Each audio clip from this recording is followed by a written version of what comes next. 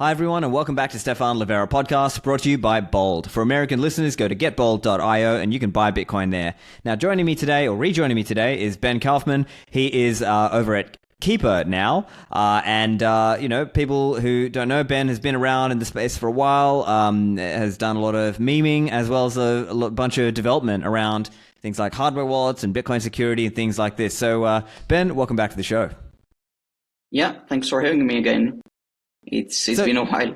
Yeah, it's been a while since you've been on the show. So I know you were commenting recently on the Bitcoin Strategic Reserve. So for video watchers, I'll put the meme up. But basically, the gist of it was you were saying, Bitcoiners then were like, F the government, we're going to use Bitcoin to exit the fiat system. And now Bitcoiners now, please, Mr. President, add some Bitcoin to your stockpile, please. So go on, explain what are you thinking here? Yeah, I mean, I think the entire environment feels so different right now. So it's not, before it used to be like, fuck the government, we don't need them.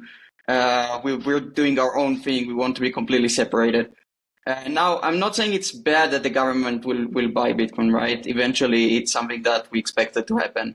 But it's kind of cringe to see everybody just, oh, please buy Bitcoin as well to your stockpile of a lot of diversified crypto. Right? Or please do this, please do that. I mean, there's stuff that we obviously want the government to do is to get out of our lives, right? So, of course, stuff that we want is to get us free, which is amazing. We want to get rid of the capital gains taxes and taxes in general, right? We want to reduce government in our lives, We don't want them to do stuff that increases their involvement, right? That increases their if they start buying Bitcoin with our tax money, I don't want them to do that. I don't want them to tax us in general, right? So seeing all of this is kind of extremely weird for me right now. I see, yeah. And so let me steel man for a second. I'm inclined to agree. I think the strict, principled libertarian view is we want less government. So that would mean just things like no capital gains tax. The government should not intervene in self-custody or Bitcoin mining or running a node or running Lightning or these kinds of things.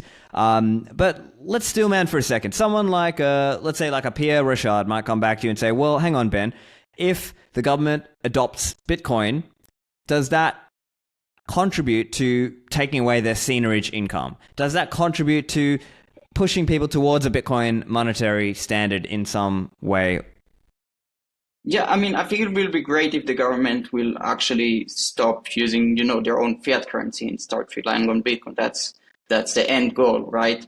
If everybody does that, including the government, because eventually, I mean, I'm not saying the government completely disappears, right? That's not something that I see them change. At least in our lifetimes, right? Probably not. But in our lifetime, I'm not seeing the government disappearing, right? So I'm definitely in favor of seeing a replacement from fiat currency towards Bitcoin, right? But just stockpiling it, making it a reserve, I mean, that's also good for them, right? They want to use money that they're not going to inflate, they're not going to debase themselves also, right? But yeah, I think this cheering towards them and like trying to convince them to do it, I mean, this seems very cringe. This seems very and contrary to the principles of Bitcoin, right? So I think eventually, if they get it, they'll get to it eventually, right? But this cheering towards the government and trying to convince them that, okay, stop with this shitcoin that is trying to get you into it. I don't know. I don't like this entire approach.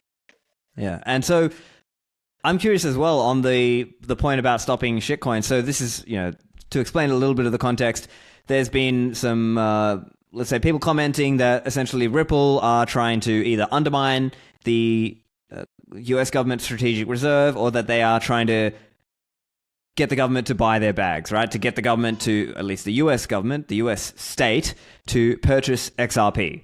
And so I guess that's part of the context. And we're seeing a lot of people who are sort of pushing back and saying, "Oh, look, Ripple is pre-mined. It's not really decentralized." All of these kinds of arguments. It's again. So we've had this discussion so many times over, right? Every cycle we have this discussion. We had this discussion with individuals, then we had it with corporations. Now we have it with governments, right? But it's the same thing all over again. right? So each time we try to convince people, okay, don't buy into these shitcoins, don't do this, right? Just go into Bitcoin. Eventually, it's the same result every time, right? They do it anyway. A lot of people get screwed, right? A lot of people lose money, and then a lot of people also start learning why Bitcoin is the only thing that is important. Yeah.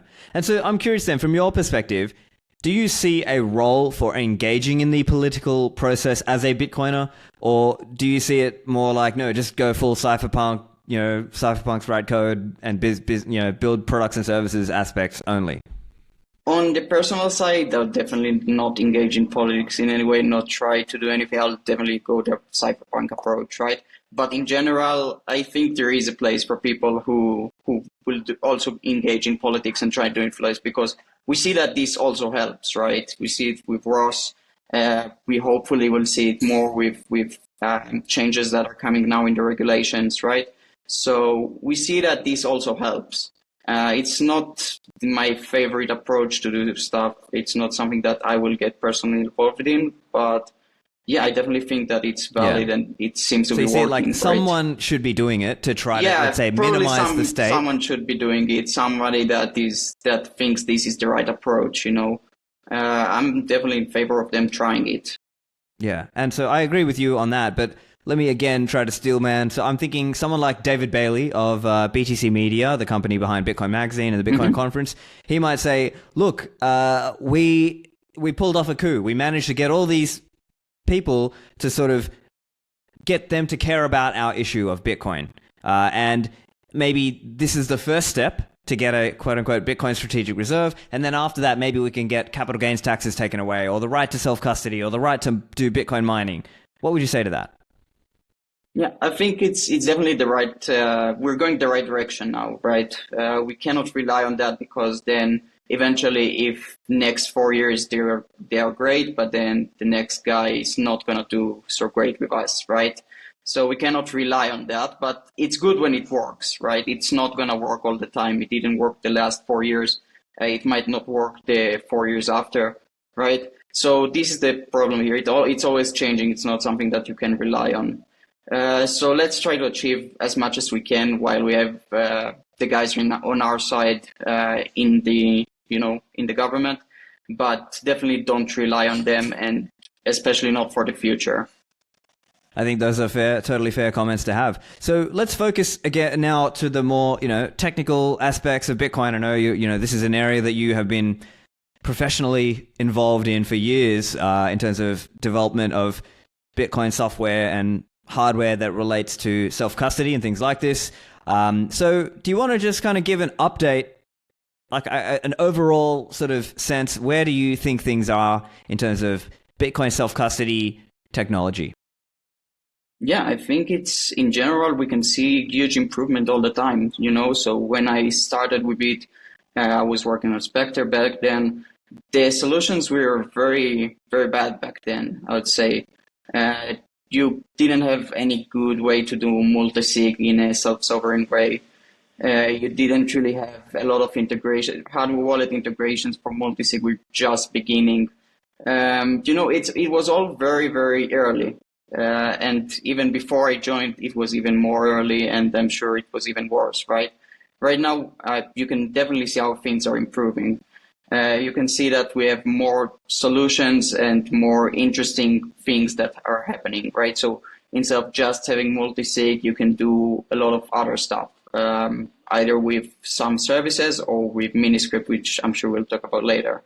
But you see that there's always innovation, always people try to improve stuff.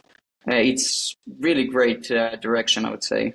Yeah. Okay. So when did you first, what year did you start getting involved in, Spectre and that stuff? Was that 2019 or 2020, or when was that? With Spectre, it was 2020, I believe. Yeah. I started. Okay. So let me ask you this, just out of curiosity. If you had to sort of say, what were the big picture items or technologies that came to Bitcoin from 2020 to now, January 2025? What were the big things that moved the needle from your perspective? On self-custody, you would say? Yeah, so I think it's mostly like the ease of use, right? I'd say that Taproot came, for example, it's not still like quietly in use. It will be in a few years, but these things always take a lot of time. So I would say it was just a thing that not like extreme new innovation, but the biggest thing that moved in self-custody was the UX, I would say, was the experience to use it, right? And you're saying both at the software level and at the hardware level there, right? Yes, of course, on both sides, right? You had a lot, you had very little options on both sides. Now you have quite a lot, and they're way more user-friendly than they used to be. So back then, the approach for a multisig was usually like Electrum, which is pretty terrible UX, I would say. Now it's way easier. You see solutions also in terms of both in the technology and also like in the services. So you see like collaborative custody options. You see inheritance planning stuff. So this is stuff that we didn't really discuss even back then. And now it's very common to see. Yeah. And now I believe that the biggest thing that is coming is Miniscript again. But this is still also early for it. Yeah. Okay. And so for listeners who are not clear on Miniscript, let's do just a short explanation. What is Miniscript?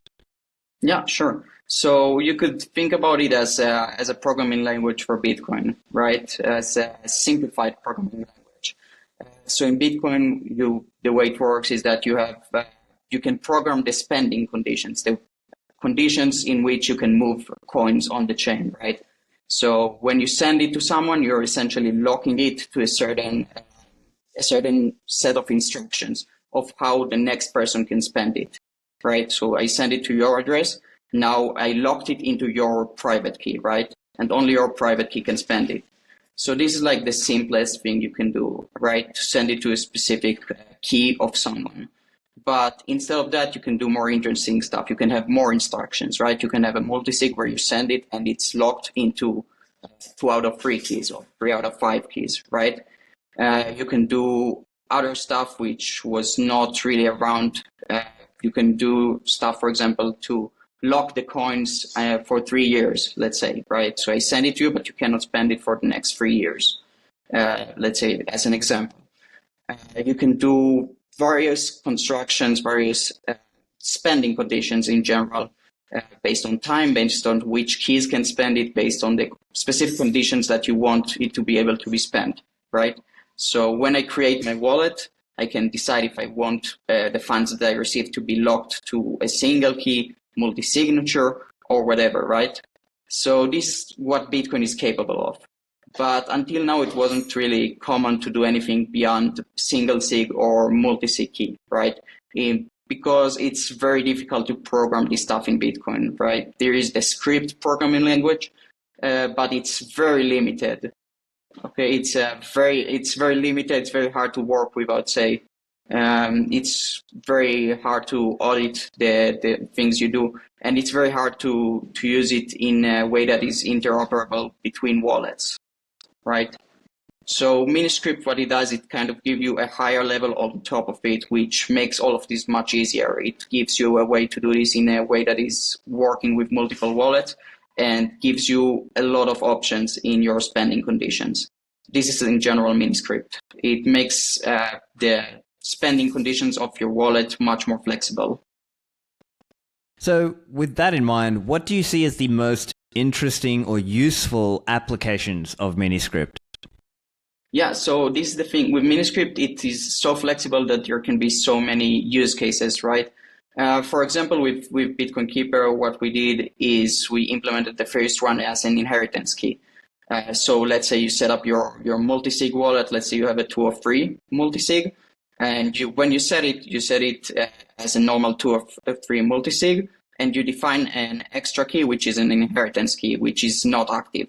So the wallet that you have starts as a 2 of 3 multisig normally, and then after a predefined time that you decide, let's say you decided 2 years. So after 2 years, the inheritance key becomes active. So instead of a 2 of 3, it becomes a 2 of 4 multisig, right? So you can give one of your keys already to your heir without giving any control of the funds to them, right? This is one of the things that you can do. This is just the first thing that we did. but there's so much you can do. You can, for example, say that, okay, I set up my normal wallet, but in 10 years, I want this company that is providing me some service to be able to spend in case that I lose too many keys and I cannot recover the funds, right? So some sort of like emergency recovery. You can say that I have, for example, 2 or 3 wallets, but these two other guys cannot spend together, only me and the one of them, right? So you can limit who can spend. So instead of having a 2 or 3 multisig where each one has the same rights, where each key has the same rights, you can give different rights to these keys. Right. So as an example, you can say one key of this 3 must be included, as opposed to any 2 of 3, that kind of thing. Exactly. So you can do so many things with it. These are like some examples. You can do time locks as well if you want to lock your coins for a certain period or stuff like that. There's just so many use cases that you can do with it. It's just about, right now, I think it's just about finding what works best for most users. Back to the show in a moment. This show brought to you by CoinKite.com, the creators of the best Bitcoin hardware security devices such as the Cold Card Mark IV and the new Cold Card Q.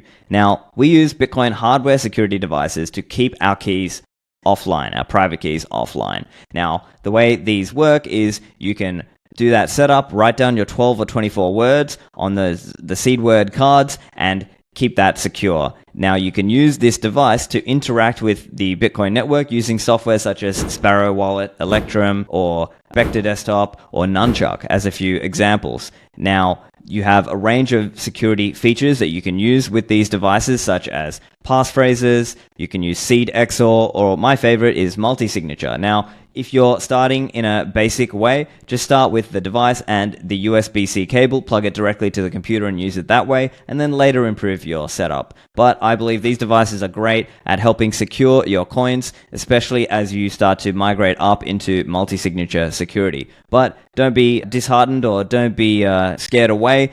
They are accessible, and I think you actually do learn about Bitcoin in the process. So to get yours, go to coinkite.com, use code Livera to get a discount on your cold card. And now, back to the show. Yeah, and so when it comes to some of these uses, do we need to...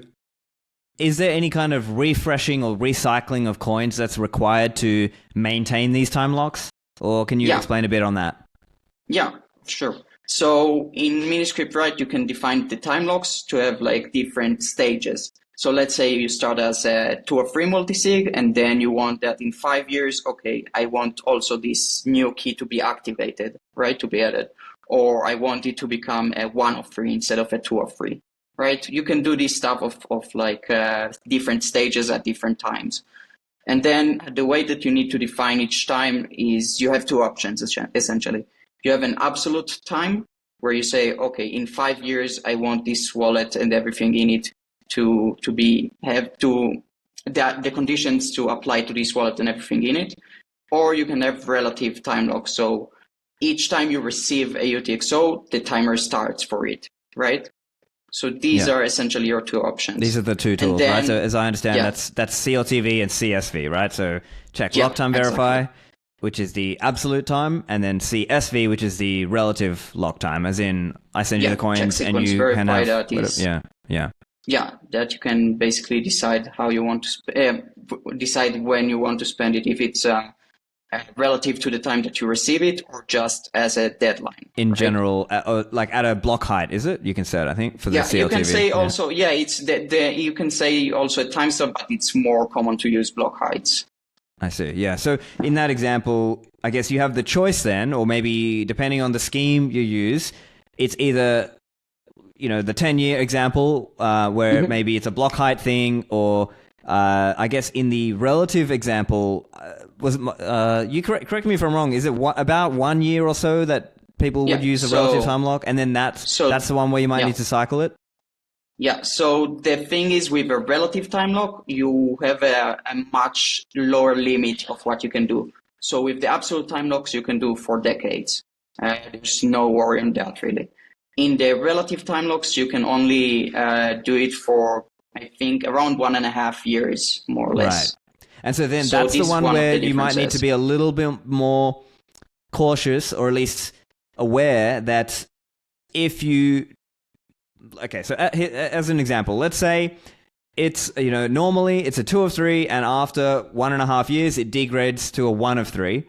But you need to be cautious of that because maybe you don't want it to degrade. So you have to sort of keep in mind, I need to, it's been 1 year and 4 months or 1 year and 5 months. Okay, I better go and cycle it to kind of keep it as a 2 of 3. You get what I'm saying? Yeah. That's yeah. basically what it would so be, right? This applies to both of them, right? So eventually in both of them, you have to move your coins before the time lock expires. The biggest difference is that with the absolute time lock, you have to move everything. You can wait until the deadline and then move everything. You can do it separately or at the same time, but eventually it all expires at the same time, right? It all expires at the absolute time. With the relative one, you have your UTXOs, and then you have, let's say you receive this now, so the timer starts now, and you receive something else in 6 months, so the timer for that starts in 6 months. So you kind of can rotate it in different times and you have to manage the times for each separately. Let's say. And I guess hopefully the idea is over time, if this got built out, some of the wallets can kind of manage it for you in the background, just in your normal flow of spending. But I guess in other cases, it might need to actually manually prompt you and say, hey, Ben, you've got some coins that you need to recycle that coin, do it now or in the next week, something like that, right? Yeah, so in basically the biggest differences or one of the differences is that in absolute time locks, when you want to change your lock, right, your absolute time, you have to essentially create a new configuration of the wallet, right, a new script or a new wallet configuration, because eventually the actual number that is there is changing, right? So the actual number of the block height where stuff becomes activated, that changes, right? So you have to basically change the wallet and its new addresses, right? You have a new address, and you need to move your funds from this old configuration to the new into the new, into the new setup. You don't have to do it, of course, all at once. You can do it. Okay, I'll move this part in this week, this other part in the next week. You don't have to move all the things at once, right? But you'll have to do it before the lock expires, right? And it's a new configuration, basically. Right.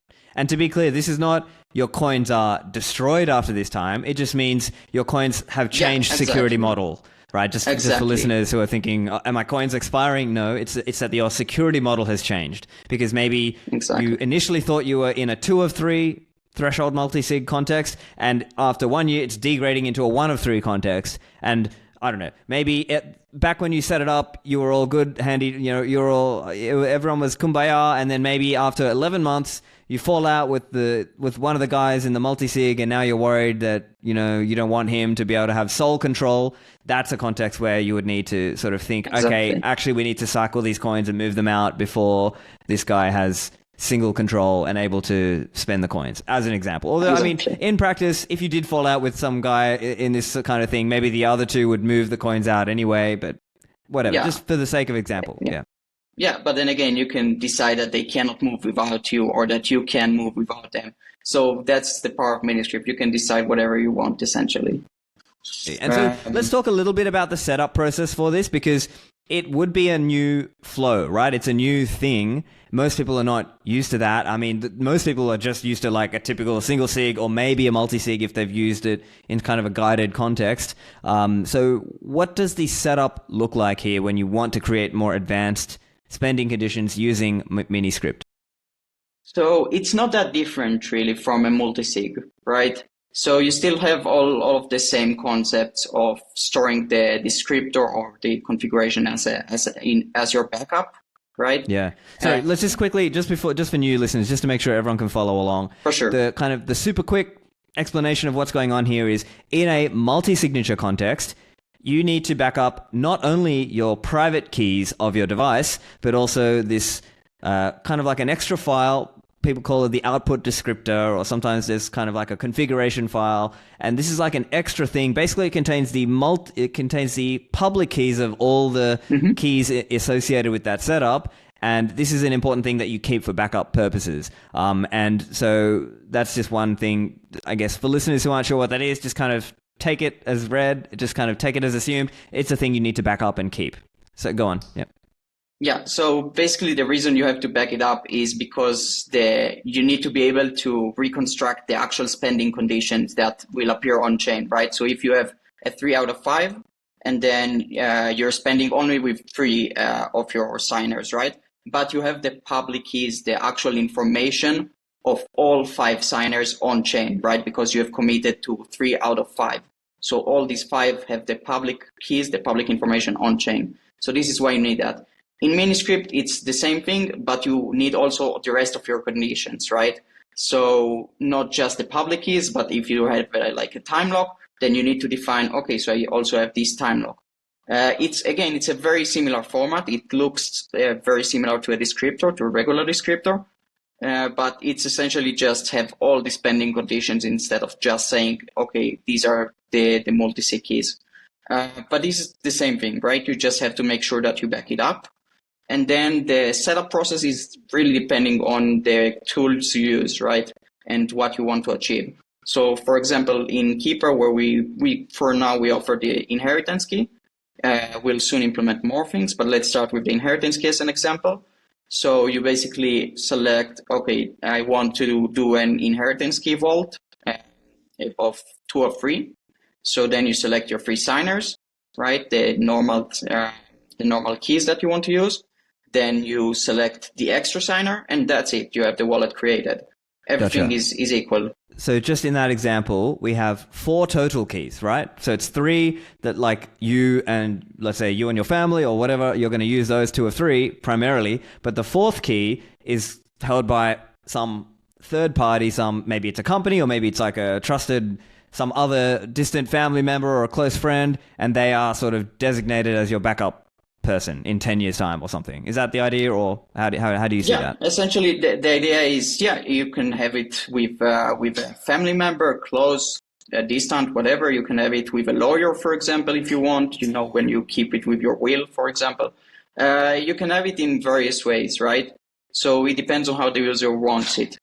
But it's essentially just another key that you have. So instead of configuring just 3 keys, you configure 4 keys, but one of them is not active yet until the deadline passes. Gotcha. And just to underline the benefit, the idea then is you can sort of have the best of both worlds, right? You can have your 2 of 3 with security, knowing that, a robber or a criminal can't sort of put gun to the head and say, hey, give me your keys, because it's 2 of 3. But also you've got this 4th key as a backup sort of thing, but it's not available right now. It's only accessible, let's say, in this example, 10 years from now. And the robber can't just go to that lawyer right now because that key is not valid yet. It's only valid in 10 years' time.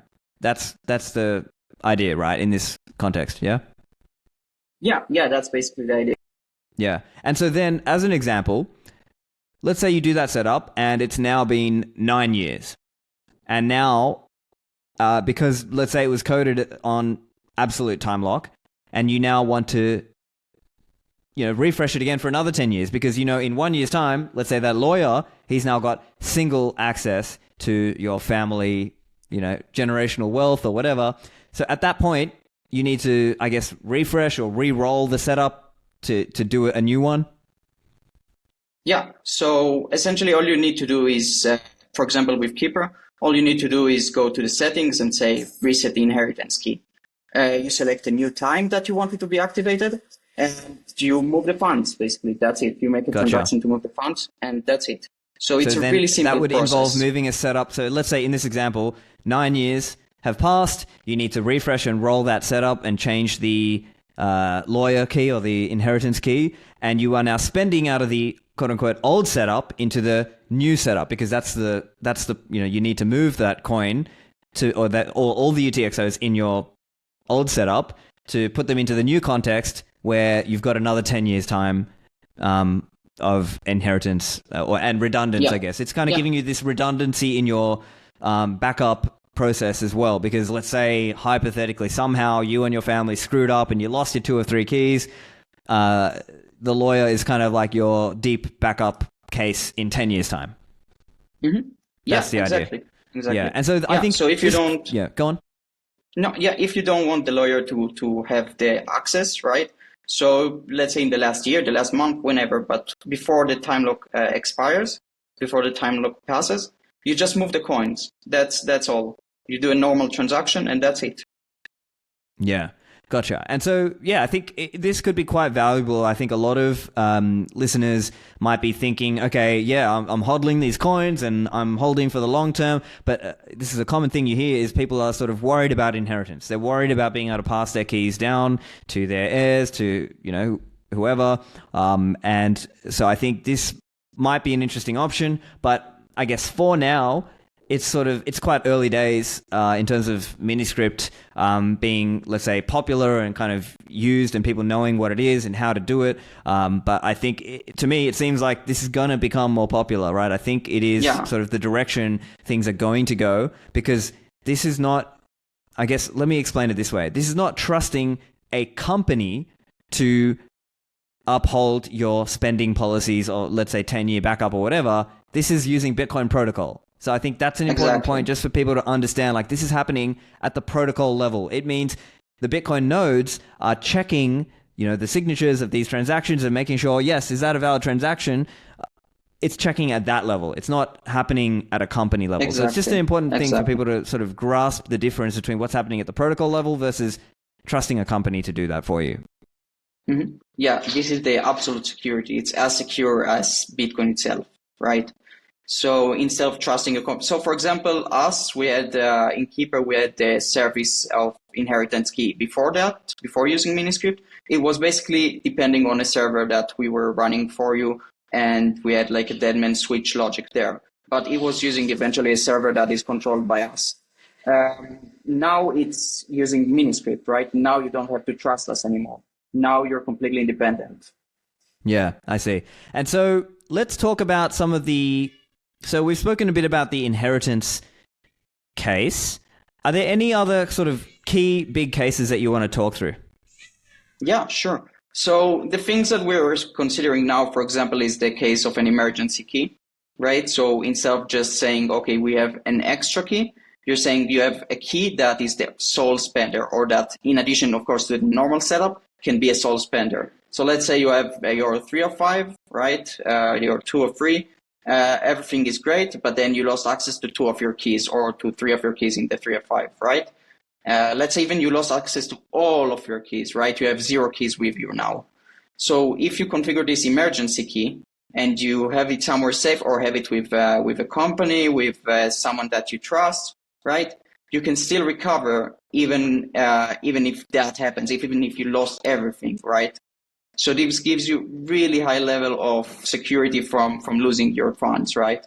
Without having to trust someone to actually hold that key, right? So currently, if you'd want to do that, you'd have to give them, right? You have to say, okay, you have full spending option right now, right? So you have to trust them. With Miniscript, with the time locks, you don't have to trust them. If you don't want them to get this access, you just move the coins after the 5 years, 10, whatever you decide, but you just move the coins. That is all. Yeah, I see. And so that's really giving redundancy, right? Like that's the key benefit is redundancy in your it's huge backups redundancy, and redundancy right? in your recovery, in your ability to recover in the case of some kind of catastrophic, as an example, in the Palisades, there was big fires and, if all your family were there, let's say you have 2 or 3 family members, but all their houses were burned down and that's an example where it might help you. So exactly. That's one example. So I guess inheritance and recovery, the emergency key recovery. Do you have any other cases you want to talk through here? Because I guess I've got some other. Sure. Okay, go on. Sure. I can just mention, for example, multi-sig with reducing threshold, right? So your 2 out of 3 becomes a 1 out of 3. Your 3 out of 5 becomes a 2 out of 5. This is also a very common use case. Another one is just simple time lock. So sometimes people just want to lock coins for a long time, for like a year, 2 years. I don't want to be able to spend it at all. This is something that can be a bit dangerous, right? If you really need them, but a lot of people are really asking for it. So it's another thing that we consider. Yeah.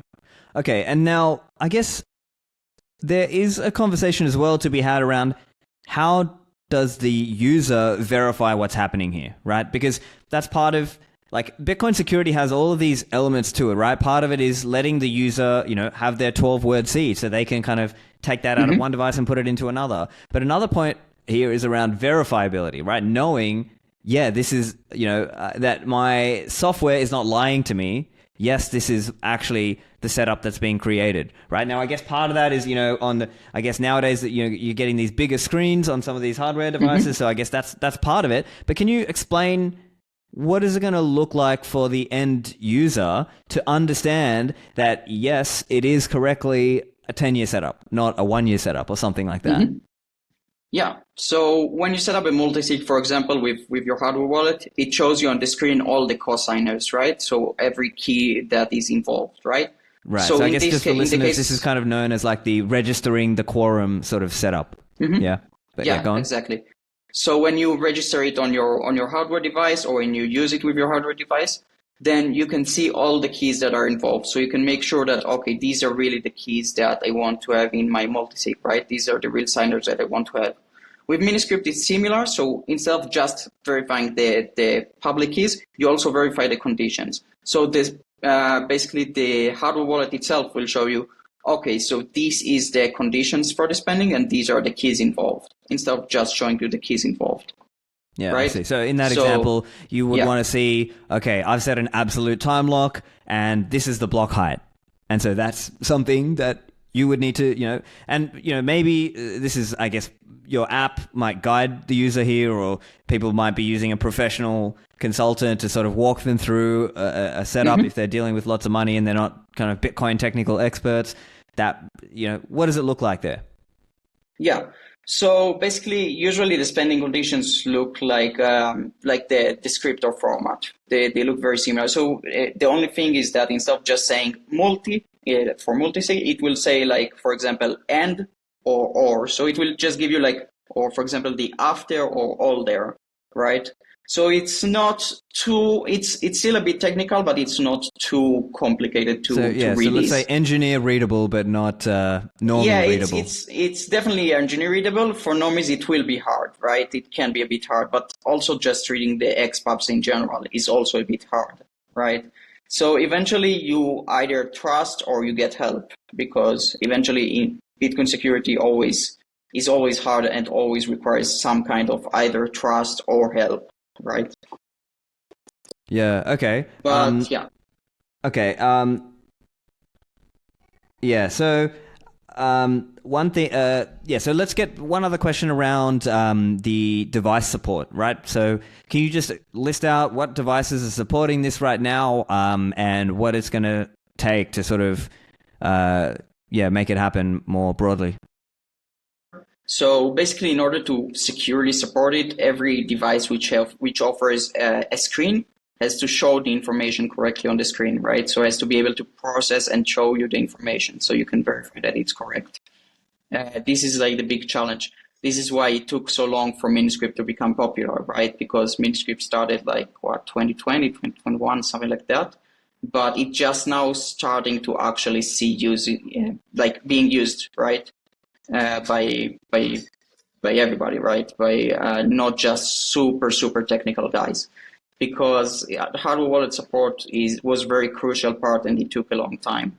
Right now we have relatively high hardware wallet support. So Ledger has it, Bitbox has it, Coldcard has it on their Edge firmware, but they have it there. Jade has it, Spectre DIY has it, and I think Crooks has it. And besides, also, Tap Signer, for example, we work well with it, but because it doesn't have a screen, it doesn't need special support for it. But Tap Signer will also work with it, for example. Great. Okay, so that's the device question. And so in terms of what Keeper is offering as well, so the Keeper specific offering, is it that Keeper will be your emergency key, or can you walk us through that? What would that look like? Mm-hmm.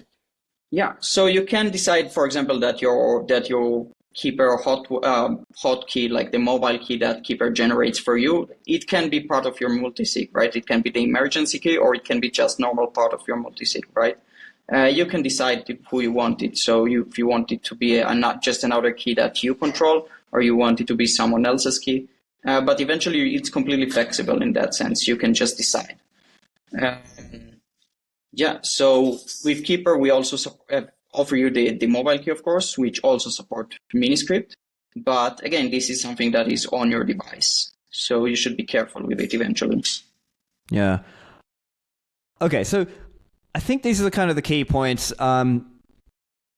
So are there any other kind of Keeper specific things you want to mention here? Because I've got some other points which would be interesting to discuss also around self-custody more broadly. But is there anything on Keeper you want to mention at this point? Yeah, so we are having quite a big release. Part of it, a large part of it is the Miniscript integration with all the hardware wallets. So right now we just did it with TapSigner for the launch, but now we have everybody. So we'll have everybody that supports it. So Coldcard, Ledger, Bitbox, Jade. So we have all of them, right? This is one of the big things. We also try to simplify a lot in the case of how you create it, how you use it, and prepare the ground for all the new Miniscript stuff that will be coming. So emergency key, reducing the multi-sig threshold, all of that is coming very soon as well.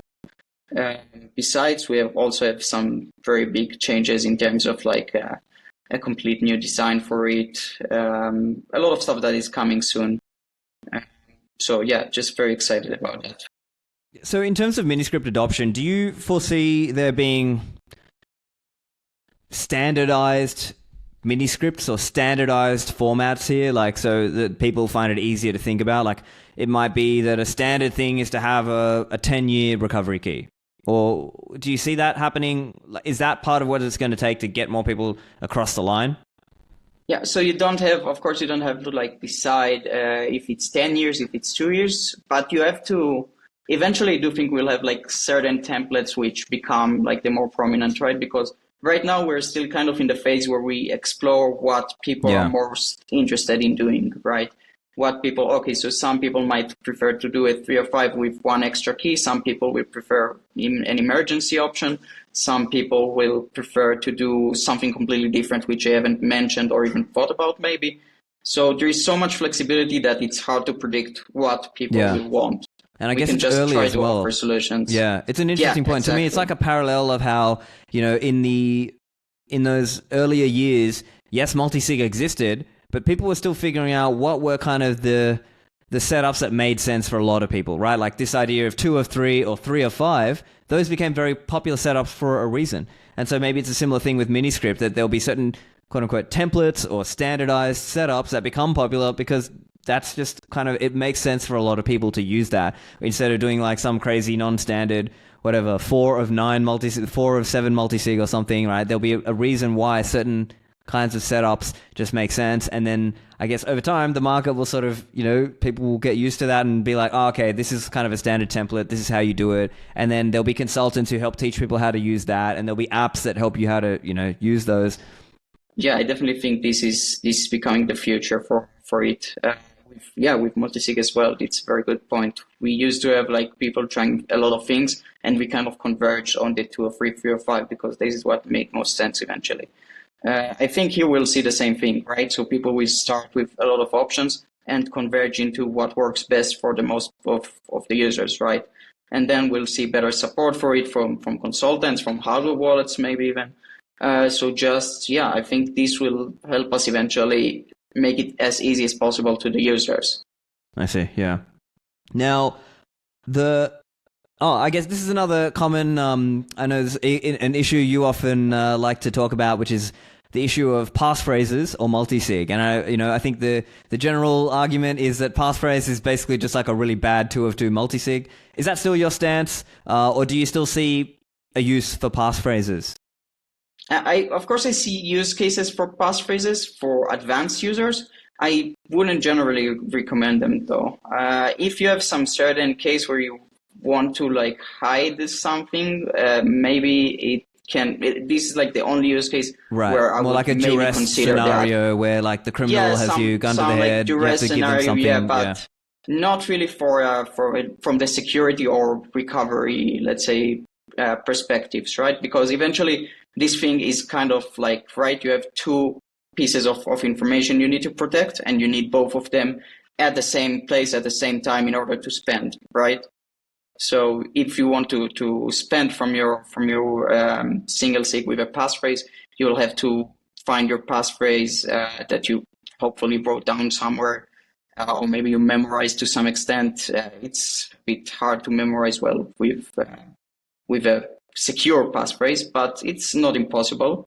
So you could maybe have that, and then you will need to bring your normal wallet and combine them in the same place. So then you're becoming more vulnerable again. So it's basically just a more complicated multi-sig, I would say, in this case. I'll just recommend people to do it to a free multi-sig. The lead sponsor of this show is Bold, the best place to buy, sell, and save Bitcoin. For listeners in the US, Bold lets you secure your financial future with complete peace of mind by integrating a low-fee, Bitcoin-only brokerage with next-gen multi-sig vaults. With Bold, you can smash buy Bitcoin or set a DCA plan for only 0.99% fees and seamlessly deposit the Bitcoin direct to your Bold vault. The Bold vault is a 2 of 3 collaborative multi-sig where you hold 2 keys and Bold holds 1 as a redundant backup, protecting against loss or theft. You can use Trezor, Ledger, or Cold Card hardware wallets to spin up a Bold vault in just a few minutes, and the Bold vault is the only collaborative custody vault available with 0 monthly fees. They're also offering 0 fees on your first $10,000 of Bitcoin buys and $25 of free Bitcoin when you buy $100 of Bitcoin or more. Try Bold today and upgrade your stacking experience over at getbold.io. And now, back to the show. Yeah, I see. And so part of the arguments that we normally see online about this kind of thing, there'll be the passphrase maxis or just kind of the people who are saying, oh, multisig is too hard. What's your updated view, right? In January 2025, is multisig too hard? I definitely don't think it's too hard. Most of the people I hear is like, oh, you have to store the descriptor. Wow, you need to store one piece of information that if it leaks, nothing happens, right? Like the privacy a little bit, but nothing happens to your funds, right? So, you just have to store that and you can just leave it with each of your keys and that's it. It's the same model. You get the same security in that sense, or same privacy, let's say, as a normal single sig. And you get a lot more security and more recovery options, right? So it's not, and the UX for it is definitely not hard anymore. So you can create that and the wallet will help you do that very easily. The wallet will guide you. If you need help, then you can get it from consultant, there are so many these days. I mean, this is not what it used to be a few years ago. It's not hard anymore. So I think this is a lot of it is what is left from when it was hard, right? So when it used to be hard, then yeah, people went for other solutions, but it's not that hard anymore. So I think for people who are joining, it's quite obvious to see that, okay, this is not hard, I can do that. I see, yeah. And I think it really has shifted a lot in a few years' time. I mean, I still wouldn't necessarily recommend people DIY if they're totally new. I think it's kind of a good thing to just start with just start with a single signature hardware wallet, and then, sort of once you're more comfortable, okay, now play around, have a test set up, and then at that point you can slowly upgrade into it. And so yeah, you should always start like this, right? You should always start small, just get a hot wallet, right? Try it, understand what an address is, how you spend stuff, right? So just do the very basics, just test everything. You don't have to rush and do everything at the same time, right? You can take your time, but the eventual thing is that you have to move forward in your security. You don't want to stay in okay setup, let's say, and then realize that, okay, I didn't have enough recovery like I should have set it up for.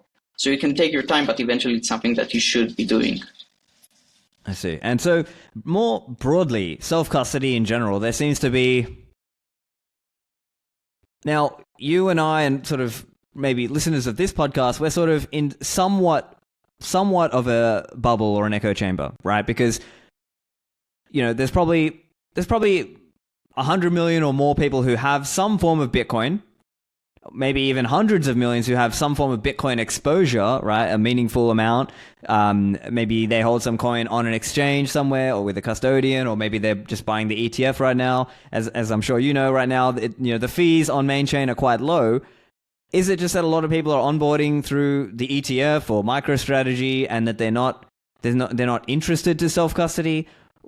What, in your view, is driving that? Is it it's, it seems like, I mean, let me put it this way. Is it not a technical thing? It's more about motivation. Is it more about some, reason to actually self-custody? Is that what's going on, or how do you see this?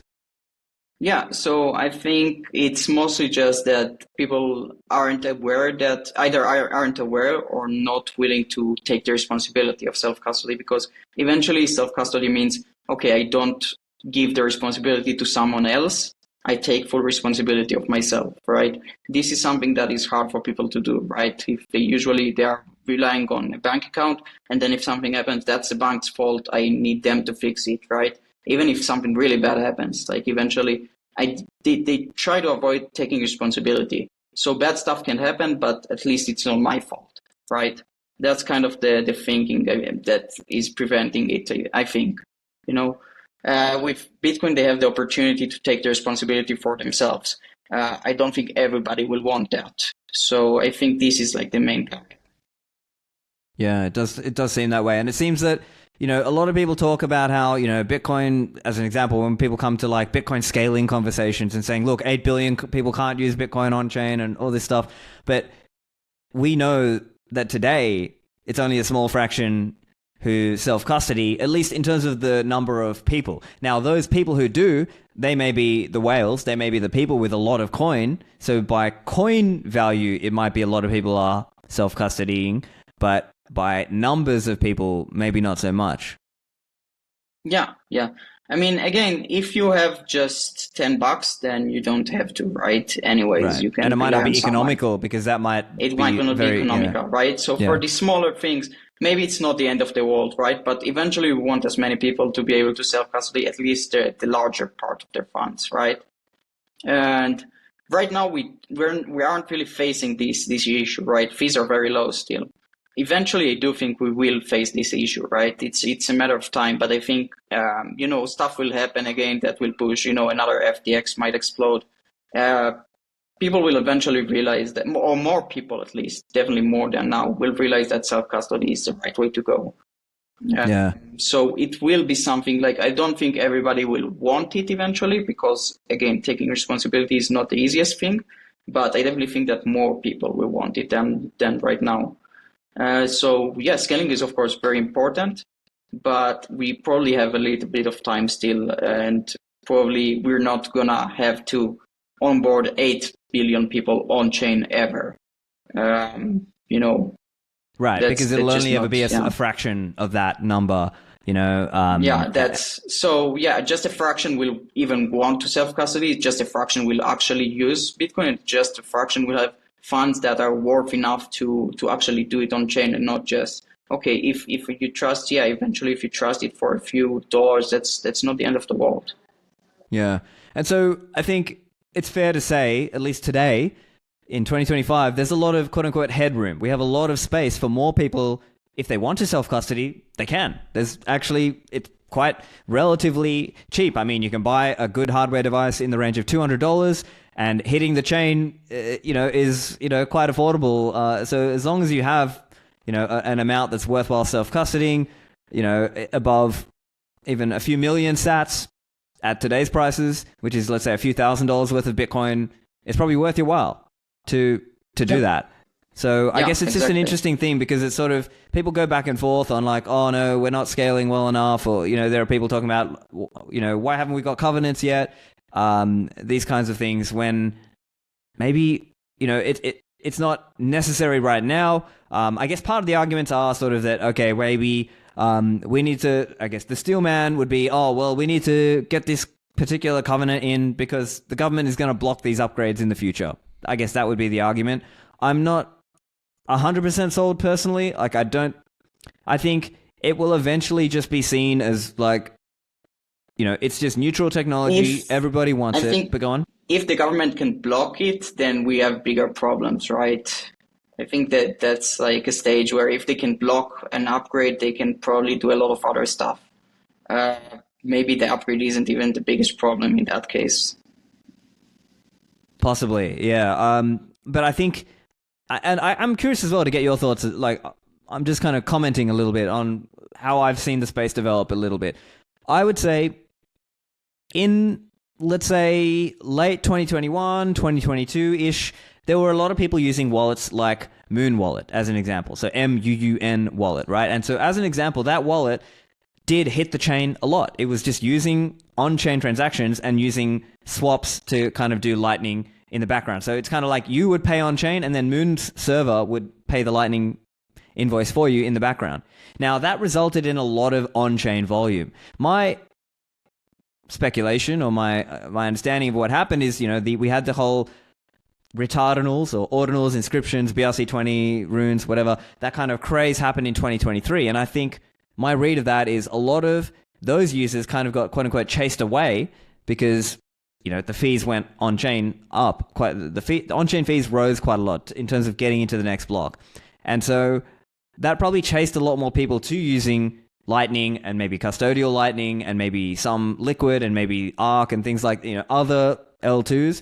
And so it may be that people might have kept using the chain a lot, but they kind of got chased away because kind of all the inscriptions and runes and ordinals and whatever. I'm curious how you see that.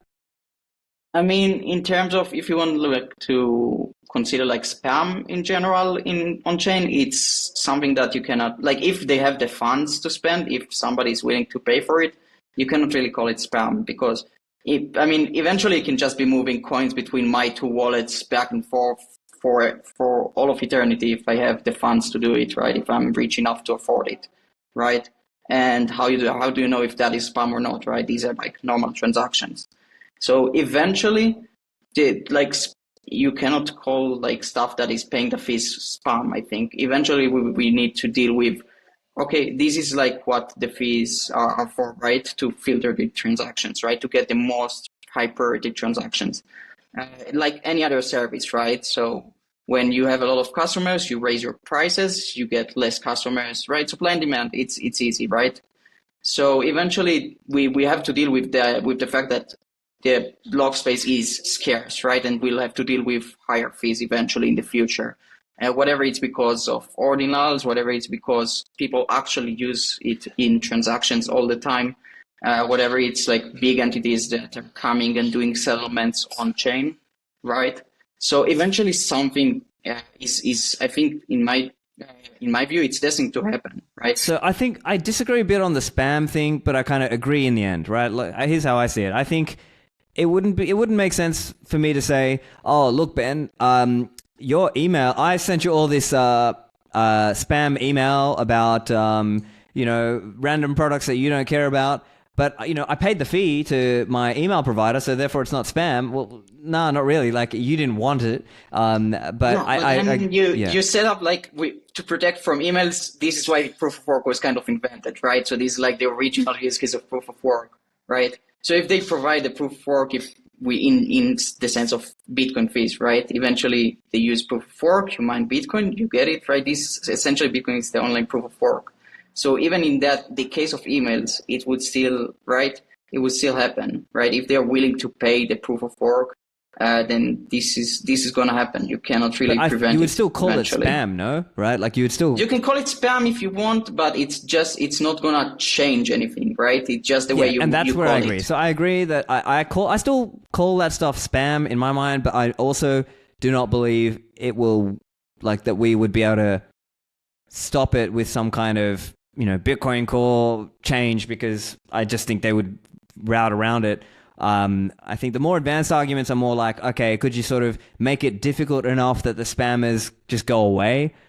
That's maybe a more debatable point, but I think to me, it looks like a bit of a fad, and it was kind of going to go away on its own anyway. I think eventually, that's the thing. So that was going to, in my view, that was something that was just going to go away anyway, right? Eventually, all of these ICOs, whatever, it comes, it stays, it runs itself out, right? People lose interest and it goes away, right? They lose the interest, they lose the funds, and then they cannot send more transactions, right? Because nobody is interested. So this is how I see it. It was like craze that is going to eventually fade, right? Because people will not be interested enough to spend on it, like compared to other cases, right? So if like big entities would want to settle on chain now, they would also raise the fees, right? And then they will price out this stuff. Yeah, so I just see it like it's still a bit silly to say people kind of abusing sort of, witness to sort of attach, JPEGs into the chain and make every node kind of externalize their cost all to all the node runners.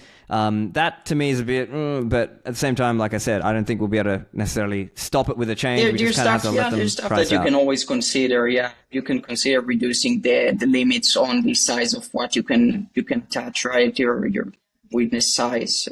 You can limit certain stuff, but eventually you can always include data, right? We don't want it to be impossible to include data. That's also a fair point. I agree. So in the end, I think it's gonna, we want, as far as I'm concerned, I want monetary users, and I don't consider retardinals as kind of monetary in the sense that they're just attaching JPEGs or whatever into the chain, or just sort of creating kind of shitcoins on chain per se, with runes or whatever. But yeah, like I said, anyway, that's a bit of a fad, and I believe it's a fad. I mean, I could be proven wrong, who knows?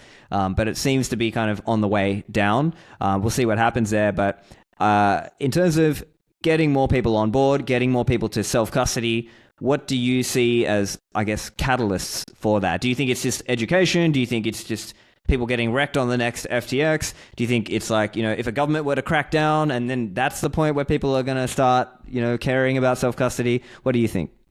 Yeah, if we wait until the government cracks down, then it's probably too late. We have to start now. And I think the catalysts are definitely, all these blow-ups, this FTX and the entire collapse there was massive. And I don't think it will be the last, right? So these events always wake up people to this. But hopefully we can also do it with a lot of education. So this would be the ideal thing, right? To do stuff before it happens, before the government cracks down, before the exchange blows up. You want to make sure that you do it before that. So for that, we need a lot of education, and we need people to start understanding eventually the principles of being self-sovereign, of not relying on banks or third parties, but doing stuff yourself, which gives you power and gives you responsibility, right? So they need to accept that, and eventually, I think this will increase, right? Yeah. And so, I mean, I agree. I think it is about getting more people to sort of learn and understand why self-custody is so important, at least for the people who can afford it and are technically able to do it. Because there'll be a bunch of people who maybe they can't afford it or they're not technically able to. But part of that is over time, it becomes easier and more practical to do that. And maybe historically, one of the hurdles might have been, hey, I might otherwise want to self-custody, quote unquote, I guess, kind of paraphrasing. They might say, I might otherwise have wanted to self-custody, but I wasn't confident enough in the redundancy and backup solutions and inheritance solutions. And hopefully now, over time, as the tooling improves, then more people feel comfortable to do that. And so I guess that's the optimistic and perhaps realistic take, that over time, as the technology and the products and services around this improve, more people will actually go and do that self-custody. Yeah, so eventually, it comes down to that. Of course, the big exchanges can do stuff that can afford to do stuff that is more secure, right? So that's why, so these guys can afford a better team, which will do, even before Miniscript, so they could already do stuff which was super advanced scripts because they had the money to spend on that, right? So they could afford to do this. But the normal people can't. But this is becoming better, right? So multisig is becoming easier for people to do by themselves. Miniscript is opening up a lot of options and possibilities. So the thing is, it's always improving. And now with just a simple app on my phone, I can compete with the security of an exchange, right? Simply because I can set up a lot of stuff by myself and I don't have to basically do super advanced stuff anymore. I can just do it with the simple UX, right? So this is also a big opportunity, a big catalyst. Yeah. All right. Well, I think this is really interesting to see where things are going with Miniscript and how it can sort of give people the quote unquote best of both worlds, right? You can have your own self-custody, but also still have a kind of backup that is available for you in case you screw up kind of thing. So I think that's really useful for people. I hope more people look into this. And so, listeners, check it out. The link is bitcoinkeeper.app. And the links will be in the show notes. And Ben, what's your X handle? It's _Ben Kaufman. Thanks for joining me, Ben, and hope to catch up soon. Yeah, thanks. It was great. Thanks for having me.